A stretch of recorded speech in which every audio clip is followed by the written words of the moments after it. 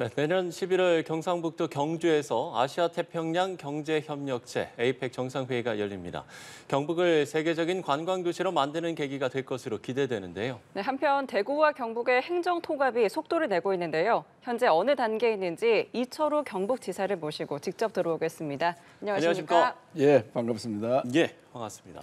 자, 먼저 대구 경북 행정통합 관련해서 이야기를 나눠보겠습니다. 지난 10월에 행안부와 지방시대위, 또 경북도, 대구시 이렇게 4개 기관이 모여서 공동 합의문에 서명을 했는데 일단 이 대구 경북 통합 어떤 방향으로 추진되는 겁니까?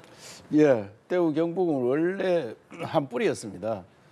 경북 대구시였는데 그것이 81년도에 대구 직할시로 되면서 분리가 되었거든요. 그 당시 우리나라 인구는 3,700만이고 대구 경북 인구가 500만이었습니다. 그런데 대구 경북 인구는 43년이 지난 현재는 그보다 줄어들었어요. 지금 490만으로 줄어들었고 네. 우리나라 인구는 40% 늘어서 5,100만이 되었거든요. 그래서 지방이 이렇게 어렵게 되는 것은 우리 대구 경북뿐만 아니고 부산, 경남, 광주, 전남, 대전, 충남 이 다 분리를 해놔서 그렇게 도시가 형성되는 것을 노른자에 띠내고 흰자에 따로따로 해놓은 척이 됩니다. 네. 그래서 제가 도의사를 해보니까 이래가지고는 수도권과 경쟁을 할 수가 없다. 대구 경북 통합해서 500만 단위가 돼야지 전 세계와 경쟁도 하지만 수도권과 경쟁을 할 수 있다. 그래서 우리나라는 수도권 일극 체제로 가는 것은 한계가 있습니다. 그래서 대구 경북 통합을 하면서 대구 경북을 통합하는 대신에 중앙의 권한을 지방으로 좀 달라. 지방 분권을 강화하고 또 재정도 강화하자. 그래서 자체적으로 지방 자치가 완전히 될 수 있는 그런 조직을 만들어야지 지방 소멸을 면할 수 있다. 이렇게 해서 대구 경북 통합할 때 중앙 권한과 중앙의 재정을 지방에 넘겨주는 이런 방향으로 가고 있습니다. 예. 네, 그렇다면 대구 경북 행정통합을 했을 때 좋은 점, 주민들이 좋은 점이 좀 궁금한데요. 그리고 또 통합으로 얻을 수 있는 효과가 또 무엇이 있는지 궁금합니다.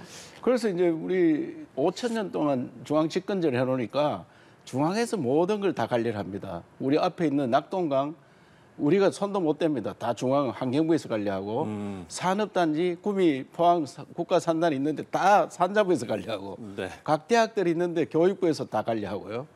그럼 소나무는 환경부 내지는 산림청에서 관리하고.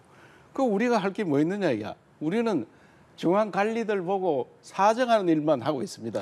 그래서 지방자치를 이래 하니까 지방이 자꾸 소멸되고 중앙 권한이 근데 서울도 지방입니다. 그런데 서울시도 제대로 하는 게 거의 없습니다. 그러나 서울 중심으로 해서 사람들이 자꾸 모이다 보니까 서울이 점점 커지는데 그래서 지방자치를 강화하는 거는 주민이 주인이 되는 거예요. 그리고 국민을 주인을 시켜주는 겁니다. 주인들이 자기 손으로 지역 발전을 하도록 만들어주는 거예요. 중앙정부는 지원을 해주는 기관이고 정책을 만들고 그렇게 하자하는 것이 이번에 제가 하는 뜻인데 우리는 5천 년 동안 중앙집권제를 하니까 공무원 자체들도 그것이 해가 무슨 덕이 있느냐. 그리고 주민들께서도 아직도 감이 잘 안 온 거예요. 자기 미국이나 주정부나 독일의 주정부 이런 데 보면은 세금도 자기들이 받고 자기 지역을 관리를 하고 특히 미국 주정부는 세금을 모두 자기들이 받아서 연방정부에 오히려 갖다 줍니다. 연방정부. 우리는 나라에서 세금 받아가 우리한테 주는 거거든요. 그래서 우리 지역에 자기 손으로 자기 지역을 발전시키는 그러게 우리의 장점이 되고 국민이 주인 되도록 만들어주는 겁니다. 예. 예. 자, 현안에 대한 질문도 해보겠습니다. 일단 우리 사회 가장 큰 현안 중에 하나가 바로 이 저출생 문제인데 경상북도도 올해 초에 저출생과 전쟁을 선포하고 대응에 안간힘을 쓰고 있습니다. 일단 저출생의 가장 큰 원인, 요인은 어떻게 보고 계세요? 그래서 사회에 잘 사는 나라들이 다 저출생으로 가고 있거든요. 우리 어릴 때 공부할 때 프랑스가 저출생 문제가 가장 크다 이런데 유럽에서는 지금 프랑스가 1.8로서 출산율 1.8로 가장 높은 출산율을 가지고 있거든요. 그래서 제가 원래 초에 대한민국의 0.7이 23만 명이 태어났다. 23년도에. 그러면 대한민국이 5천만을 유지하려면 적어도 70만 명이 태어나야 됩니다. 예. 그리고 80년 살면 7, 8이 56. 그런데 연간 50만씩 사라지는 대한민국이 어떻게 보면 사라지는데 모든 정책에 앞서서 저출생과 전쟁을 하자. 그래서 저출생 전쟁 본부를 발족을 하고 모든 정책을 제우선으로 저출생 전쟁을 하면서 과연 왜 젊은이들이 결혼을 안 하고 아기를 안 놓느냐 보니까 가장 큰 문제가 결혼하면 집이 있어야 집이 없고 그다음에 아기를 놓으니까 봐줄 사람이 잘 없다. 아기 놓기 굉장히 어렵다. 또 아기를 학원에 보니까 돈이 많이 든다. 이래서 사회풍토가 아기를 결혼도 안 하고 아기도 안 놓는 30대 절반이 결혼을 안 했습니다, 지금. 그런데 가장 심각한 곳이 서울입니다. 서울에서 가장 결혼율도 작고 출산율도 가장 낮습니다. 서울은 출산율이 0.5밖에 안 됩니다.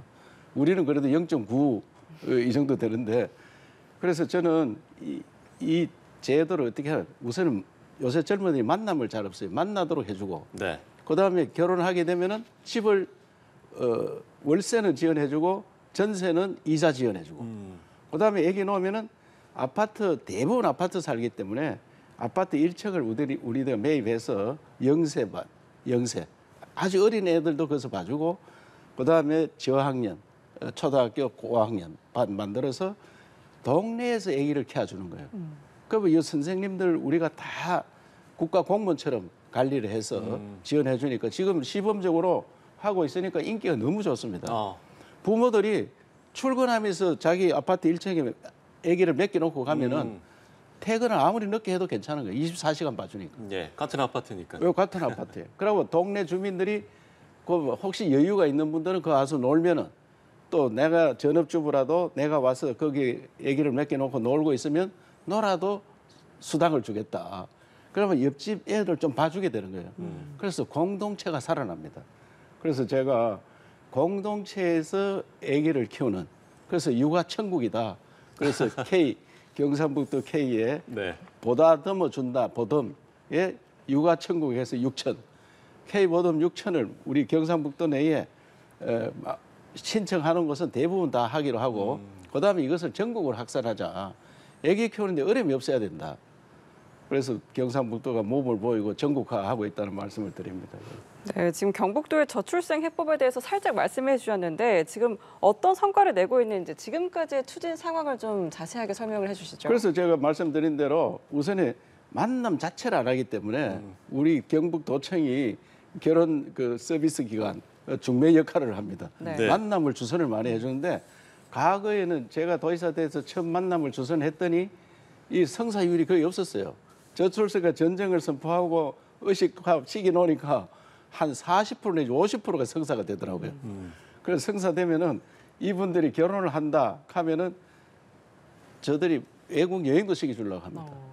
외국 여행도 시켜주고 그리고 이분들 아까도 이야기한 듯이 아기를 놓는다든지 이래 하면은 1층에 아파트 1층에서 다 봐주는 그래서 효과가 지금 경상북도에 원래 전쟁을 선포하고 난 다음에 우리나라 전체도 많이 올라갔는데 경상북도가 작년보다 아기들이 더 많이 태어나는 걸 때가 있습니다. 그래서 작년보다 아기가 계속 줄어들었는데 원래는 통계가 벌써 나오거든요. 연말까지. 작년보다 적어도 많이 태어나는 걸로 때가 있고 이제는 젊은이들도 결혼을 해야 된다는 사고를 많이 갖게 된 그런 효과가 있습니다. 그래서 저출산 고령화 위원회에서 우리가 6대 가제, 100대 가제, 6개 분류해가지고 100대 가제를 만들었는데 이게 피부에 와닿는 거. 그러다 보니까 저출산 고령화 위원회 위원장이 오셔서 경북 거를 많이 가지고 가고 있고 대통령께서도 몇 번 이야기했습니다. 경북의 저출산 전쟁을 전국화하는데 했으면 좋겠다 하고 있다는 말씀드립니다. 그렇군요. 자, 서두에 말씀을 드린 에이펙 정상회의와 관련한 질문을 드려보겠습니다. 내년 11월에 경북 경주에서 열리게 되는데 이제 개최까지 한 1년 정도 남았습니다. 지금까지 이제 준비 상황들 어떻게 좀 잘 준비가 되고 있는지요? 예, 총리가 이제 추진위원장을 맡고 있고요. 예. 뭐 저들도 이제 그 추진위원회에 포함돼서 일을 하고 있는데 우선에 제일 문제는 어떻게 치를 거냐. 그래서 저는 이 계기로 한류 에이펙이 되도록 해야 된다. 문화 에이펙. 한류가 지금 세계적인 인기가 있는데 그렇죠. 한류의 원래 본산지는 경상북도입니다. 한류의 본산지가. 이게 춤추고 K 춤추기 화랑에서 시작했다 이런 이야기고요. 그다음에 한옥이라든지 그 한식, 한지 이런 것들이 다 경상북도에 있습니다. 그래서 이 한류의 원산을 보여주고 그다음에 대한민국의 과학 기술을 보여줘야 됩니다. 네. 로봇이 만약에 트럼프 대통령이 왔는데 트럼프 부인 로봇이 트럼프를 팔짱을 끼고 입장한다든지 그다음에 저들은 여러 가지 한류를 섞인 과학 기술을 보여주는 그런 것들을 많이 준비하고 있고 더 중요한 것은 잠자리가 편안해야 된다 하더라고요. 그래서 인천하고 경쟁하는데 우리 경상북도가 잠자리가 호텔이 쉽게 하면 숙박이 조금 인천보다 못한 거 아니냐 이런데 그걸 직접 제가 챙기기로 했습니다. PRS라 이래가지고 프레젠트 로얄 스위트 룸. 그래서 대통령 수상들이 묵는 방 이거를 최고 고급으로 만들어서 한번 왔다 간 사람들이 야 한국이 이렇게 잘하는구나. 가장 한국적인 걸 보여주려고 노력하고 있다 말씀을 드리는데 더 중요한 것은 우리 지금 구글이라든지 애플이라든지 엔비디아라든지 이 기업인들이 많이 와야 되거든요. 세계적인 기업들이. 네, 이번에 미국 트럼프 대통령을 도왔던 일론 머스크 이런 사람이 한번 다녀가면은 기업들과 세계를 알리는 그리고 관광 한국을 만들 수 있는 특히 경주는 1500년 전에 이미 세계 4대 도시에 있었거든요. 그것을 이번에 관광 경주, 관광 경북 그래서 10대 관광 도시로 만들겠다 하는 포부를 가지고 있다는 말씀을 드립니다. 네, 기대가 됩니다. 그리고 내일부터 20일까지 에이펙 정상회의가 열리는 페루 리마를 방문하신다고 들었습니다. 광역단체장이 대통령 특별수행 자격으로 참가하는 건 이번이 첫 사례라고.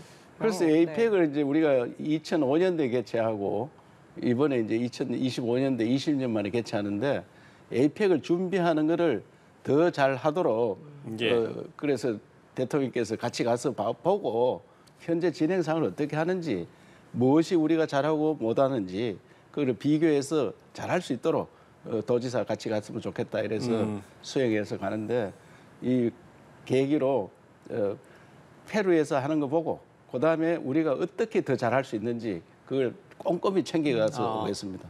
예, 잘 다녀오시길 바라겠고요. 예, 끝으로 뭐 앞서 말씀을 해주셨습니다만 이 에이펙을 계기로 글로벌 10대 관광 도시로 경북을 도약시키겠다 뭐 이렇게 선언을 하시기도 하셨는데 끝으로 시청자 여러분께 한 말씀 부탁드립니다. 예, 에이펙은 대한민국을 세계에 알리는 관광 한국을 만드는데 좋은 계기가 되고 특히 과학 기술 시대에 과학 기술의 정수를 보여줄 수 있는 계기가 됩니다.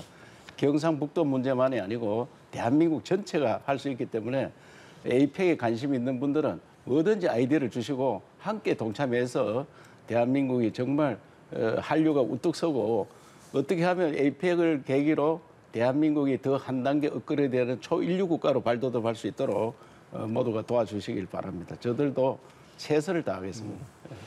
네, 이철우 경북지사님과 함께 또 내년 11월 열리는 에이펙 정상회의 관련해서 이야기 나눠봤습니다. 오늘 말씀 고맙습니다. 감사합니다.